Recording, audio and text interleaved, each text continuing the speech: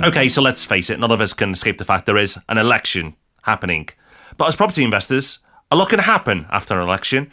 So this week, we're going to review all the manifestos from all the main parties and give you our thoughts.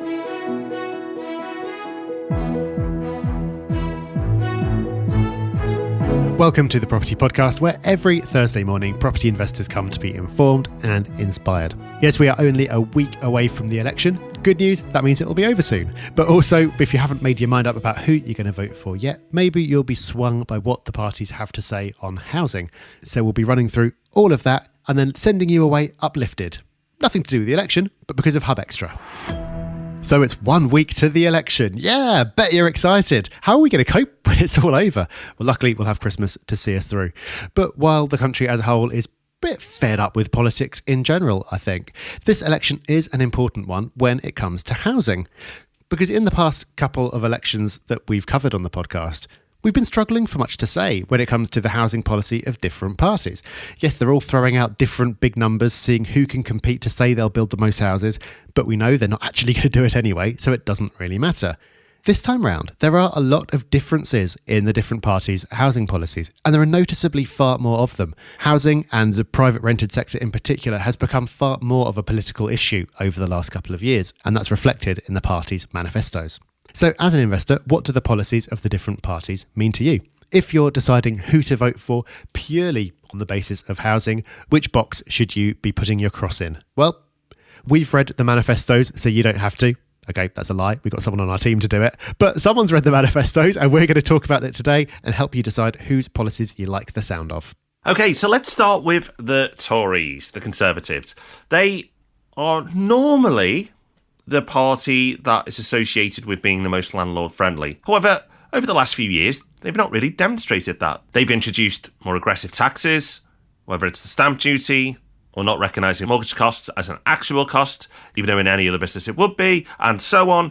They've not really been landlord-friendly. In fact, it would not be considered a stretch to say they've been a bit anti-landlord, a bit anti-investor. So, based on that, what have they got in store for us this time? Well, stamp duty is back on the agenda. But if you're in the UK, fear not, because this additional 3% in stamp duty is for non-UK buyers, so people overseas. So if there's someone overseas, a foreign national, who's buying a property in Manchester, London or Birmingham, they will pay an additional 3% in stamp duty. Now, of course, we don't have any more detail than that. This is a manifesto. But if you're not a foreign national, then you're probably okay with this one because it doesn't really affect you. And actually, it levels the playing field because a lot of those people will own properties in their own home, buy a second property in the UK, and not have to pay that addition if it's their first property in the UK. So that allows them currently to get around it. But this will stop that. So one that will raise a bit more revenue for the government and one that won't disappoint too many people. The most eye-catching policy in the Conservative manifesto is actually one that's already been announced earlier this year, which is banning the use of Section 21, which is the no-fault eviction procedure. The short version of what this means is that if you want to get rid of a tenant and the tenant doesn't want to go, you have to go through the courts and prove that they've done something wrong, rather than just waiting for the fixed term to end and then getting them out far more quickly. This was a real shocker when they announced that they were looking into this earlier in the year, because it was actually a Labour policy where, if you're being cynical, the Conservatives saw that this was proving popular, were worried that this was going to lose them some votes, and so quickly announced that they were going to do it themselves. Technically, at the moment, this is something that they're only consulting on, but as we all know, when parties decide that they're going to do something, they generally do it anyway.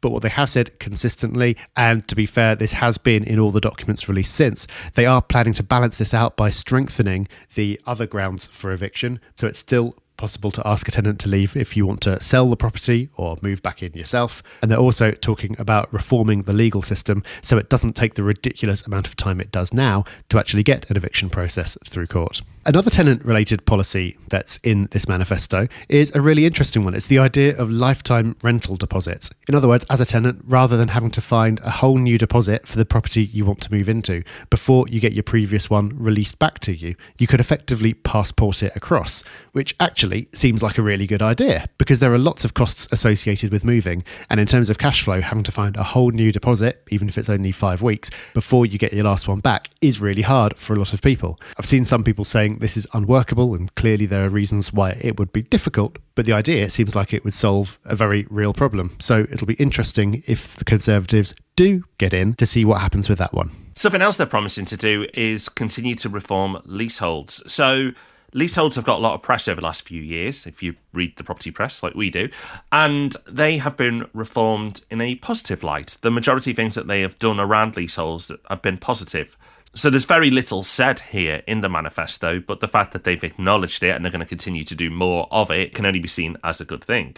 Now, the general taxation rates that we all pay obviously have a big impact on us as property investors. So it's worth acknowledging the general tax changes there. When it comes to corporation tax, income tax, national insurance and VAT, Tories have promised no raises. So nothing will be increasing there. And actually with national insurance, they're going to raise the threshold to £9,500 per annum, and they're going to push that up to £12,500 per annum eventually, although it's going to take some time to do that.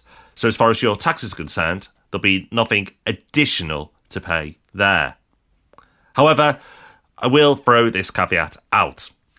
Generally, the policies there announced by the Conservative government are okay for property investors, and some are favourable, and some are favourable for tenants without really hurting property investors. So on the whole, not too bad at all. However, previous manifestos from the Conservative government have been absolutely fine when it comes to property investors. It's what they did when they got in power afterwards that hurt us. Just because it's not in the manifesto doesn't rule them out doing something negative for the investor-landlord community.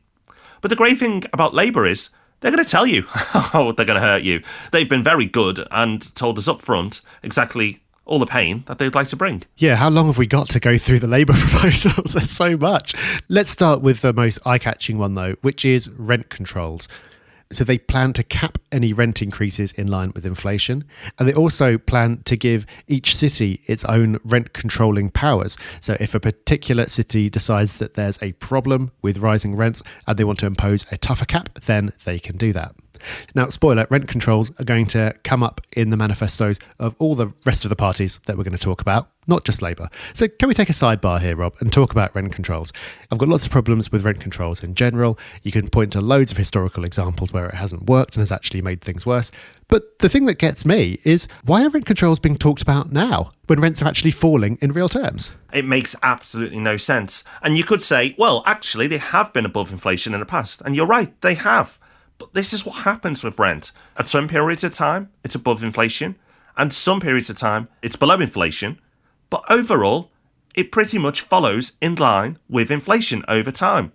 Rents aren't like property prices, and they don't always go up. It's consistent, and if you look at the historical graphs, rent increases have been consistent for many, many years. This policy sounds eye-catching and maybe a vote winner, but it really isn't needed. And it's possibly suggested, Rob, that it's needed, to stop landlords being, aggressive with tenants, and then they can wheel some tenant out who will get upset about their rent going up at some point.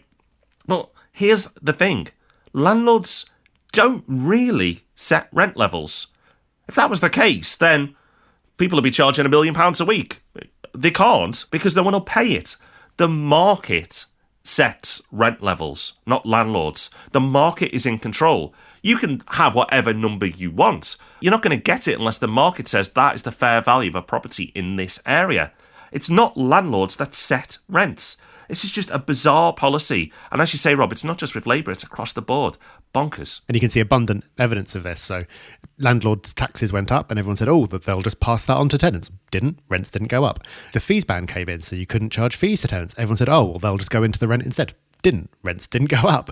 So clearly landlords did not have pricing power, And against a backdrop of falling rents, this seems like a really weird time for everyone to get obsessed with this. But hey, it's in there, maybe just because it sounds good and will win some votes. Who knows? There's also in there the notion of open-ended tenancies and the abolition of Section 21, which is the same as the Conservatives' proposal, because it was actually Labour's to start with. And they also plan to raise taxes on holiday homes in the form of a levy, and also a 200% increase on council tax for holiday homes as well.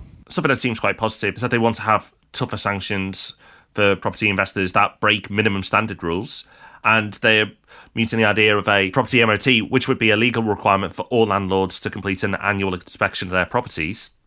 I think that's actually a good thing, and I think that's a fair thing, and any good landlord probably wouldn't have an issue with that. Something they might have an issue with is Labour also want to fund a new renters' union to allow tenants to defend their rights. Not really sure what rights they haven't got after the Labour government, so I don't really know why they need a union, and I'll keep my thoughts on unions to myself, but that one just seems a bit of a nonsense. And among the many things that are in the Labour manifesto around housing, there are a couple of notable absences. One of those is a progressive property tax, which they mooted back in the summer, where it was effectively going to be a variant of a land value tax, and it was going to be paid by the landlord instead of the tenant. That was talked about, but it's not in there. And another policy that didn't make the cut was one that was also floated earlier in the year, which is where tenants were going to be allowed to buy properties from their landlord at a discount. So effectively, right to buy, but for private tenants. This is one we talked about when it was announced because it sounded bonkers. Then when John McDonnell was questioned about it closer to the election, he said, oh, actually, it doesn't apply to everyone. It only applies to the richest landlords, whatever that means. And then when it came to the manifesto, wasn't in there at all. So one of those things that sounds like a really good soundbite, but they decided later, maybe not such a good idea. Although, same caveat as the Conservatives, just because it's not in the manifesto doesn't mean it can't happen. So, taxes for the Labour Party. Corporation tax is going to increase up to 26%. That's up from 19% currently. They have no plans to touch VAT or income tax for those who earn under £80,000. But for those who earn over £80,000, there will be increases. So some property investors could be affected by the changes there. Okay, we made it through. If you're still with us, then let's talk about the Lib Dem manifesto, which thankfully is lighter when it comes to housing. They are also talking about longer tenancies. They're saying they'd promote longer tenancies of 3 years or more with inflation-linked annual rent increases built in. That doesn't say that they'd enforce it. Maybe it would be encouraged somehow, or shorter tenancies would be discouraged. Who knows? But that's something that's on their agenda. As is licensing. They've said they will improve protections against rogue landlords through mandatory licensing.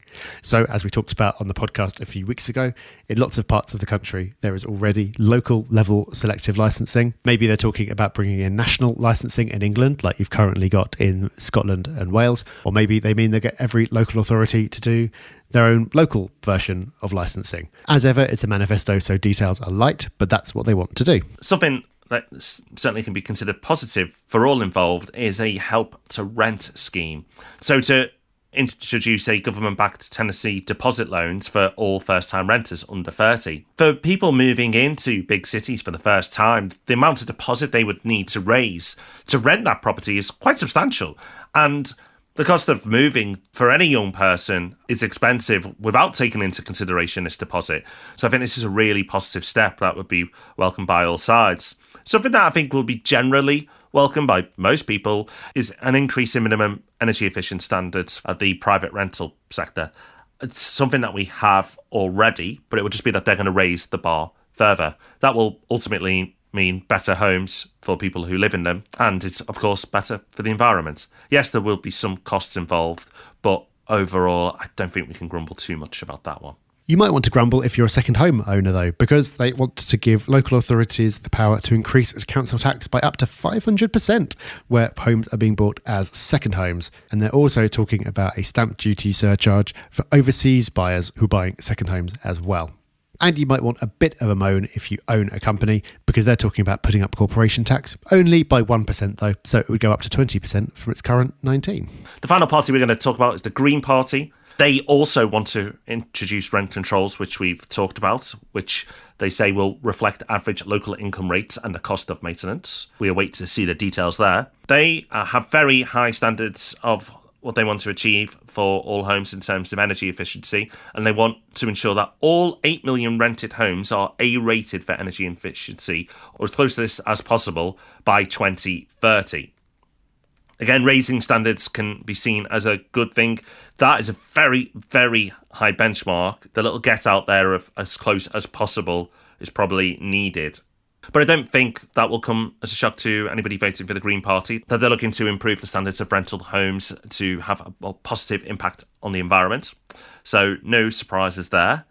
But Rob, there are some other general housing policies that they want to introduce as well, though. Yes, they're also going to be ending no-fault evictions. So that's a clean sweep. Whichever party comes to power, it looks like that's going to be happening. And also there's a big thing in the Green Party manifesto about ending the so-called hostile environment policy for immigration, which would include getting rid of the right to rent scheme. I'm kind of surprised they're the only party to mention right to rent specifically, because it seems to have been an absolute mess ever since it came in. And there's evidence that it's actually increasing discrimination against the people who are already having the toughest time. So I think it could be considered good news all round if that one went away. So I think it's worth saying now that there are other parties we could have discussed, but we've talked about all the parties that are standing nationally.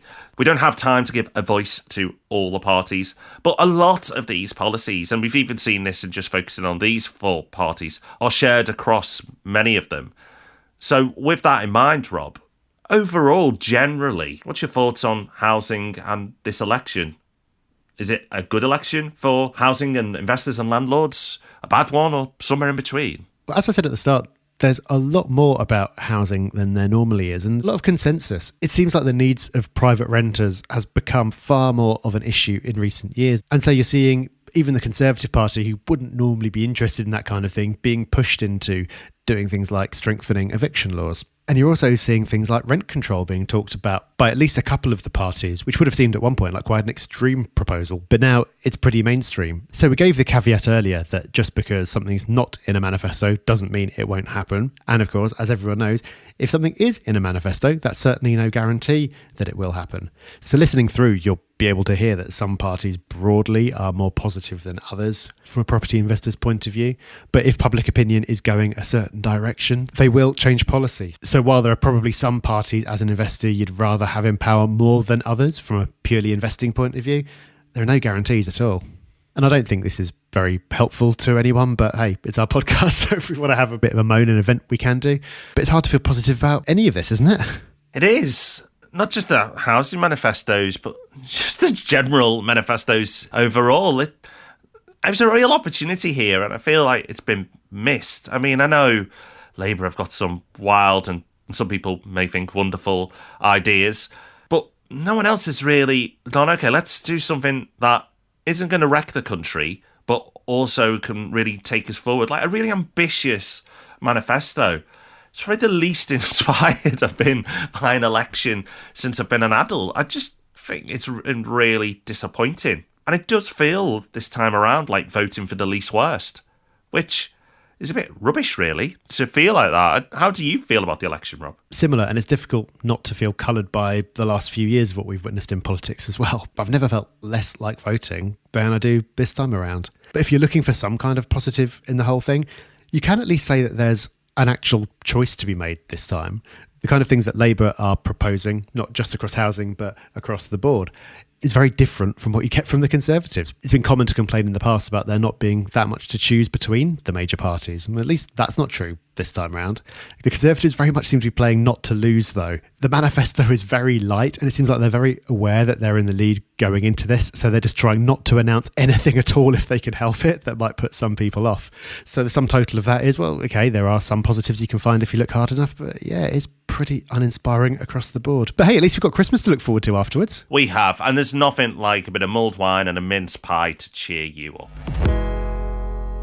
Well, let's not wait for that. Let's cheer ourselves up right now by sharing a fantastic resource in the form of Hub Extra. This is the bit of the show where we give you that little bit more, a book, a tool, a resource, a podcast, something to improve your life a little bit. And you'll also have your life improved by the Hub Extra email that lands in your inbox every Friday morning.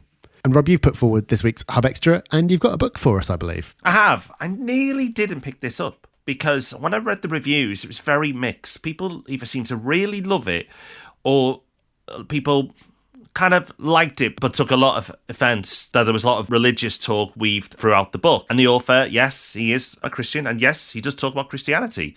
But whether you are pro-religion or anti-religion, I really just don't understand why you can't enjoy this book for what it is. And it is a great story of Walt Disney. The book is called How to Be Like Walt, Capturing the Disney Magic Every Day of Your Life. And the book is by Pat Williams. And it is a great, uplifting book. It tells the story of Walt Disney, and it's a fantastic story. And there are not enough books out there for me that do tell the story of Walt Disney.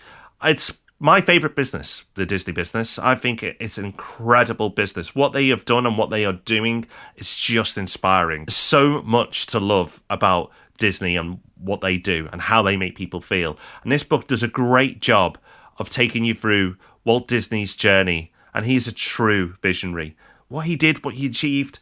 Yes, he's created the Disney brand that we know and love, but actually he did so much more, and it wasn't easy, and it wasn't just he created a mouse and suddenly it was a roaring success. It had so many ups and downs, but there's so many beautiful stories in his journey. There's a whole chapter dedicated to Mary Poppins, and that is an incredible story. Most people won't know, but that took 18 years to put together. I won't spoil it and tell you why now. If you listen to the book, you will find out why.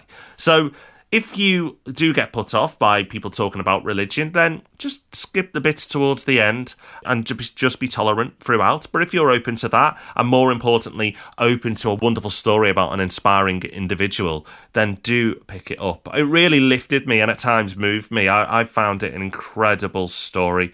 I personally connected with it, and really from the business side of things that we do gave me a lot of inspiration. So a wonderful book, a really uplifting book, and just what we need after today's podcast, Rob. Well, I just got an email this morning about having a new Audible credit, so it sounds like that's where it'll be going. Looking forward to checking that one out. So that's us done for this week. We're going to be back next week on election day itself, but we're not going to be talking about the election. We're going to be talking about our resources of the year.